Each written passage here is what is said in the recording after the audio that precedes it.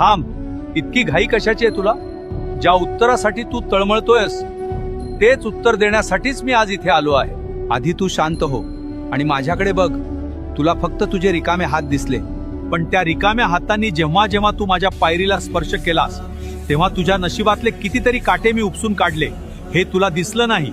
मी तुला रिकाम्या हाताने परत पाठवलं, कारण मला तुला चिल्लर नाही द्यायची होती. मला तुझी पात्रता इतकी वाढवायची होती की त्यात माझं यश मावेल. जर मी तुला पहिल्याच दिवशी सर्व दिलं असतं तर आज तू माझ्या दारात नसतास. तुझे पाय मातीला लागावेत, तुला माणुसकी कळावी म्हणून मी तुला इतके दिवस फिरवलं. पण आता तुझी परीक्षा संपली आहे, कारण आता मी जे देणार आहे ना ते सावरताना तुझे हे 2 हात सुद्धा अपुरे पडतील. धीर धर, तुला फळ गोडच मिळेल. आणि एक गोष्ट लक्षात ठेव, सदैव श्री स्वामी समर्थ नावाचा जप करत राहा. भिऊ नकोस, मी तुझ्या पाठीशी आहे. श्री स्वामी समर्थ जय.